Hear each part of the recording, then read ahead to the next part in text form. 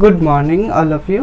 দেখো, আমরা আগের দিন ইন্ডিয়ান হিস্ট্রি শুরু করেছিলাম। ইন্ডিয়ান হিস্ট্রির মেডিয়াভেল পার্টটা পড়ছিলাম, যে পার্টটা শুরু হয়েছে 712 খ্রিস্টাব্দে এবং শেষ হয়েছে 1707 খ্রিস্টাব্দে। এই পার্টে আগের দিন আমরা পড়েছিলাম যে ফার্স্ট মুসলিম আক্রমণ মোহাম্মদ বিন কাসিম, যে 712 খ্রিস্টাব্দে ভারতে আক্রমণ করেছিল, তার সম্পর্কে আমরা পড়েছি। আজকে সেকেন্ড মুসলিম আক্রমণ বা দ্বিতীয়বার মুসলিমরা আক্রমণ করেছিল সেই সম্পর্কে পড়ব। সেকেন্ড মুসলিম আক্রমণ ঘটেছিল 11th সেঞ্চুরিতে, মানে 1000 খ্রিস্টাব্দ থেকে 1100 খ্রিস্টাব্দের মধ্যে। হ্যাঁ, সেকেন্ড ইনভিজন। এই সেকেন্ড ইনভিজন করেছিল মাহমুদ গজনবী। মাহমুদ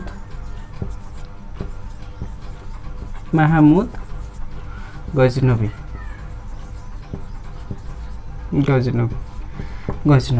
এই মাহমুদ গজনবী কে এবং কোথা থেকে তিনি ভারতে আক্রমণ করেছিল সেই সম্পর্কে আমরা একটু জানি নি।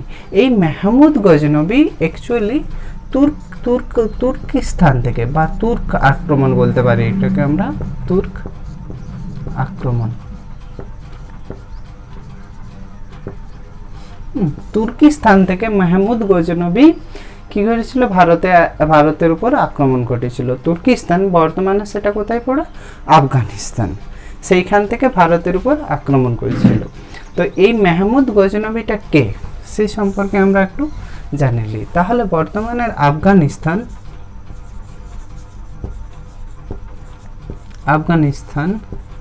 বর্তমানে যেখানে আফগানিস্তান আছে সেইখানে একটা ডাইনেস্টি রুল করতো, বা সেইখানের একটা প্লেস ছিল, সেই প্লেসে গজনবী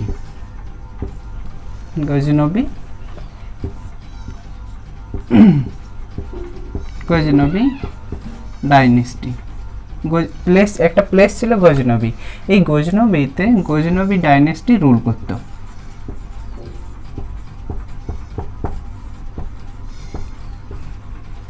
গজনবী বংশ রুল করত। এই গজনবী ডাইনেস্টির প্রতিষ্ঠাতা ছিল, ফাউন্ডার ছিল আলপতগিন।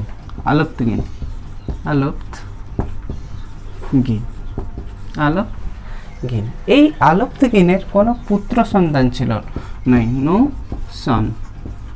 তাহলে পুত্র সন্তান না থাকায় তার একজন স্লেভ বা গোলাম পরবর্তী সিংহাসনে বসে, যার নাম হচ্ছে সুবুক্তগিন।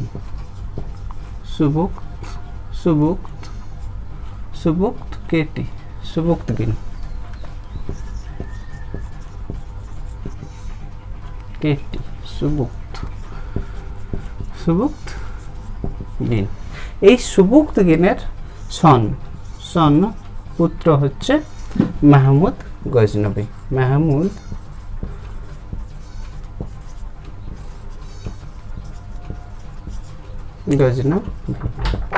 তাহলে মাহমুদ গজনবীটা কে হচ্ছে, যে আফগানিস্তানের একটা প্লেস ছিল গজনবী, সেই গজনবীতে গজনবী ডাইনেস্টি রুল করতো। সেই গজনবী ডাইনেস্টির প্রতিষ্ঠাতা ছিল আলপতগিন, যার পুত্র সন্তান না থাকায় তার একজন গোলাম নেক্সট রুলার হয় সুবুক্তগিন। তার সন্তান হচ্ছে মাহমুদ গজনবী। তাহলে মাহমুদ গজনবীকে বোঝা গেল। তাহলে এরপরে দেখো যে মাহমুদ গজনবী ভারতের উপর কেন আক্রমণ করেছিল। তাহলে দেখো, এই সময় ভারতে প্রবেশের দ্বার ছিল সিন্ধ প্রদেশ দিয়ে, এবং সিন্ধ প্রদেশের সীমা, সিন্ধ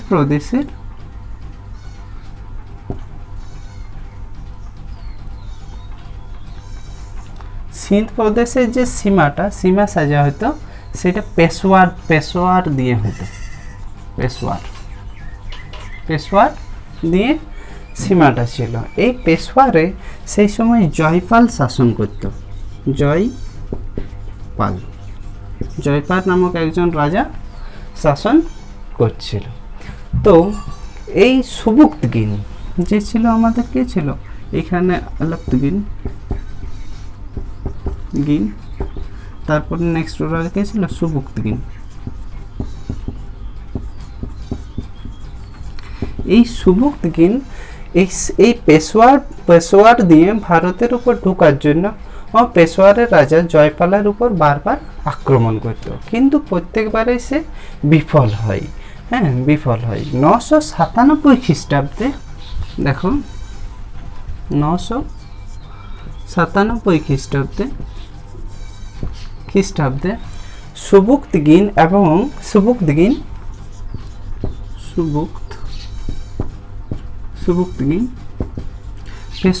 পেশোয়ারের উপর আক্রমণ করে।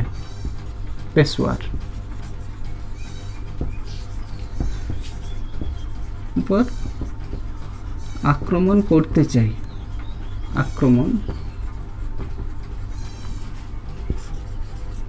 করতে আসি। তাহলে কি হয়েছে, 997 খ্রিস্টাব্দে সুবুক্তগিন পেশোয়ারের উপর আক্রমণ করতে আসে।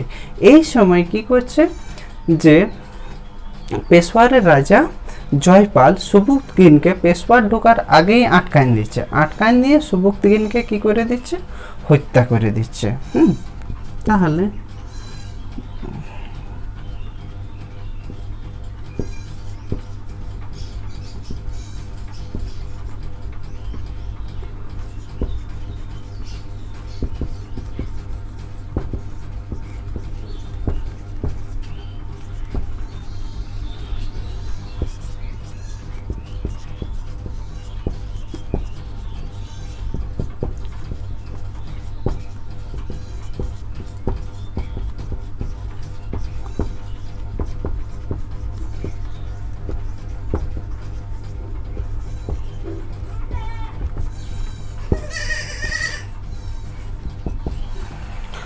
তাহলে কি হচ্ছে যে সুবুক্তগিনকে জয়পাল হত্যা করে দিয়েছে। তাই এরপরে যে আফগানিস্তানে যে গজনবী ডাইনেস্টি চলছিল, গজনবী ডাইনেস্টিতে তার সুবুক্তগিনের পুত্র মেহমুদ গজনবী সিংহাসনে বসে এবং তিনি স্থির করে যে ভারতের উপর প্রত্যেকবার একবার করে আক্রমণ করবে। তাহলে দেখো,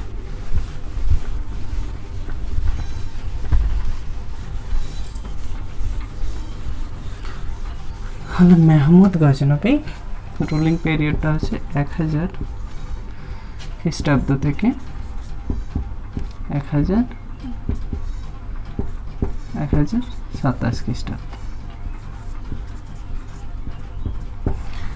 মেহমুদ গজনবী 1000 খ্রিস্টাব্দ থেকে 1027 খ্রিস্টাব্দের মধ্যে 17 বার ভারতের উপর আক্রমণ করে। মেহমুদ গজনবী ভারতের উপর আক্রমণ করার মেন উদ্দেশ্য ছিল যে ভারতের সোনা বা অর্থ সামগ্রী লুট করে নিয়ে যাওয়া, আরেকটা কি ছিল, ভারতের যে মূর্তি পূজা ছিল সেটাকে ধ্বংস করা। তাহলে ফার্স্ট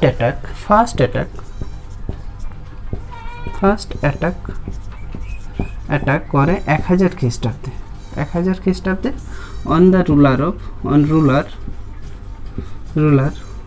রুলার অফ কারপর জয়পাল। এটা কি নো রেজাল্ট, ফলাফল কিছু হয় না এটাকে পর। তারপরে এর পরবর্তী বছরে 1001 খ্রিস্টাব্দে ডিফিটেড জয়পালকে পরাজিত করছে। জয়পাল এরপরে কি করছে যে 1001 খ্রিস্টাব্দে জয়পালকে পরাজিত করে তাকে ছেড়ে দিচ্ছে, তাকে হত্যা করছে না, তারপর হাসি দিল লাগে করে ছেড়ে দিচ্ছে বা মজা করে ছেড়ে দিচ্ছে। সেই কারণে জয়পাল নিজে সুইসাইড করে নিচ্ছে। করে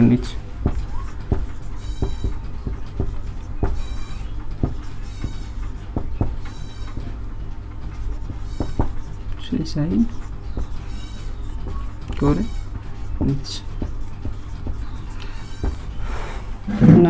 মেহমুদ গজনবী 1001 খ্রিস্টাব্দে জয়পালকে হারায়।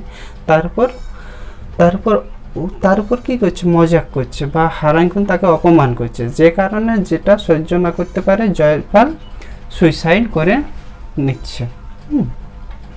এরপরে দেখো 1006 খ্রিস্টাব্দে 1006 খ্রিস্টাব্দে 1006 খ্রিস্টাব্দে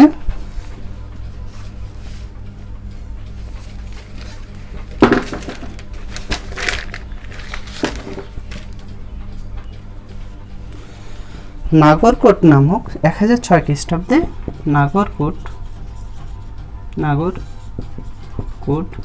নামক টেম্পেল এর উপর আক্রমণ করছে সরি এটা আক্রমণের থেকে লুট করছে। নাগরকোট টেম্পেলের উপর লুট চালায়। এরপরে 1008 খ্রিস্টাব্দে জয়পালের পুত্রকে হারাই আনন্দপাল। জয়পালের পুত্র 1008 খ্রিস্টাব্দে আনন্দপালকে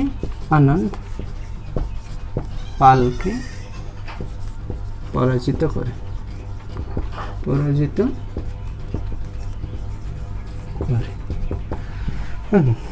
এরপরে দেখো 1014 খ্রিস্টাব্দে 1014 খ্রিস্টাব্দে স্থানেশ্বর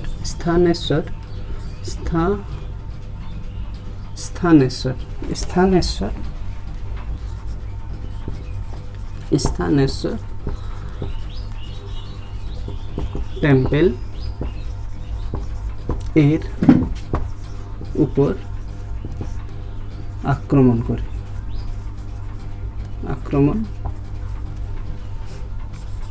করে এবং চক্রস্বামীর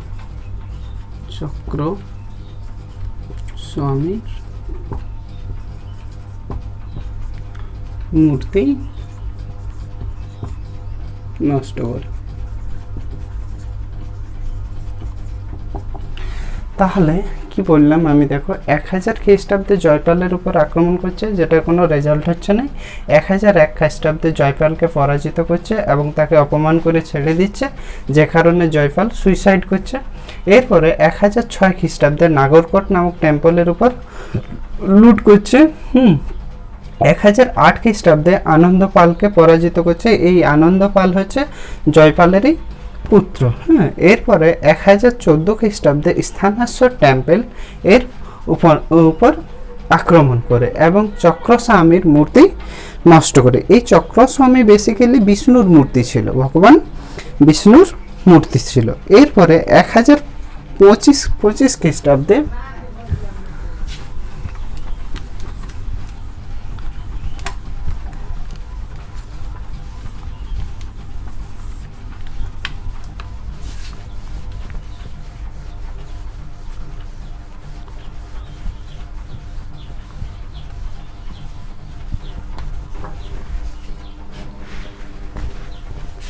এরপর দেখো 1025 খ্রিস্টাব্দে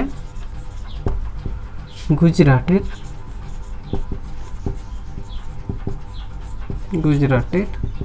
সোমনাথ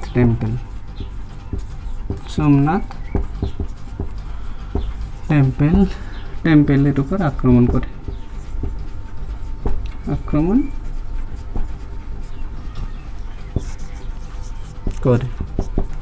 তাহলে দেখো গুজরাটের কি করছে, 1025 খ্রিস্টাব্দে গুজরাটের সোমনাথ টেম্পেলের উপর আক্রমণ করছে। এই সময় সোমনাথ টেম্পেলটা কিন্তু কাঠের বানা ছিল, যার গেটটা বা দরজাটা সোনার ছিল এবং মন্দিরের মধ্যে প্রচুর পরিমাণে সোনা রাখা ছিল। এই সোনা টোনা সব কিছু নিয়ে টেম্পেলের যে সোনার দরজাটা ছিল প্লাস যে সোনাগুলো ছিল, সেই সোনাগুলো নিয়ে এই মাহমুদ গজনবী উত্তর ভারতের দিকে যাচ্ছিল। সেই সময় রাজস্থানের কাছে জাট সম্প্রদায় মাহমুদ গজনবীকে ঘিরে ধরে এবং তার কাছ থেকে সোনার গেট এবং সোনাগুলো আবার ছিনিয়ে নেয়। সেই কারণে 1027 খ্রিস্টাব্দে মেহমুদ গজনবী আবার সেই জিনিসগুলোকে ফেরত নেওয়ার জন্য বা প্রতিশোধ নেওয়ার জন্য জাট সম্প্রদায়ের উপর লাস্ট অ্যাটাক করছে 1027 খ্রিস্টাব্দে। লাস্ট অ্যাটাক বা শেষ আক্রমণ, লাস্ট অ্যাটাক করে জাট কমিউনিটির উপর, জাট কমিউনিটির উপর। এরপরে 1030 খ্রিস্টাব্দে মেহমুদ গজনবী মারা যাচ্ছে। 1030 খ্রিস্টাব্দে মেহমুদ গজনবী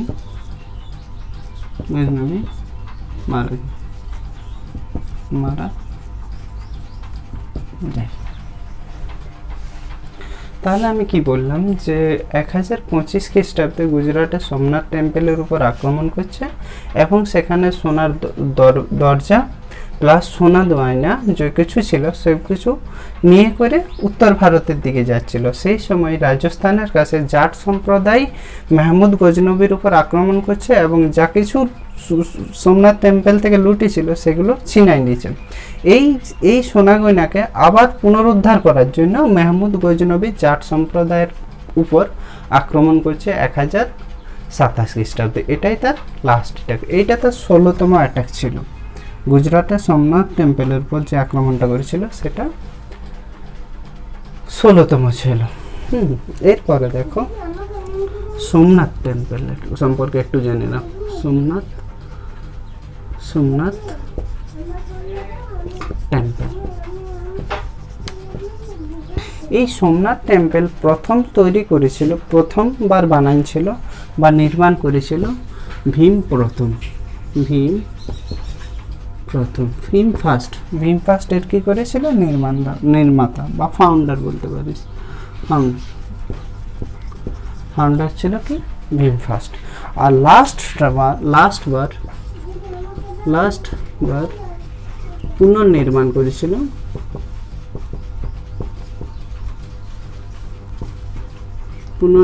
করে সর্দার বল্লভভাই প্যাটেল।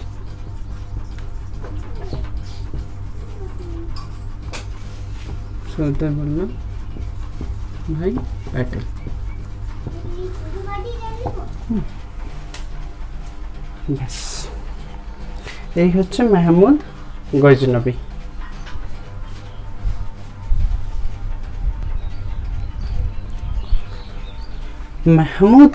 মেহমুদ গজনবীর আমলে বেশ কিছুজন ফেমাস রাইটার ছিল বা কবি ছিল, তাদের নাম এবং তাদের বুকগুলো একটু জেনে নেন।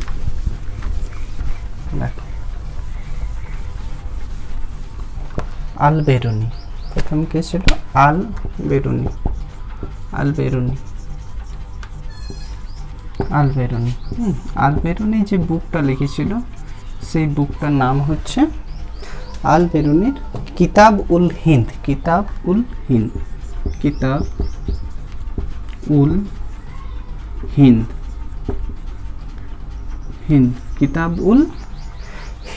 এরপরে ছিল ফিরদৌসি।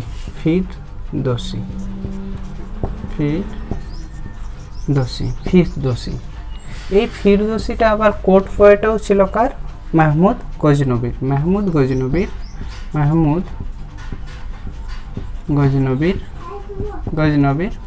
কোর্ট পোয়েট ছিল। সে বুক যে বইটা লিখছে সেই বুকটার নাম হচ্ছে শাহনামা।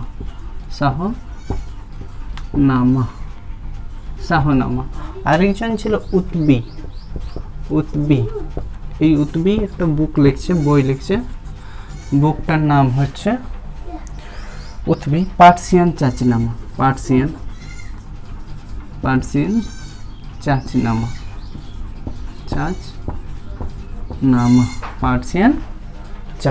তাহলে মেহমুদ গজনবীর আমলে তিনজন মেনলি ফেমাস রাইটার ছিল। এক হচ্ছে আল বেরুনি যে বুক লিখছে কিতাব উল হিন্দ, আরেকজন ছিল ফিরদৌসি যে বুকটা লিখছে শাহনামা, আরেকজন রাইটার ছিল যে ছিল যার নাম উতবি, যে বুক লিখছে পার্সিয়ান চাচিনামা, বা চাচিনামা যে বুকটা ছিল তার পার্সিয়ান অনুবাদ করছে।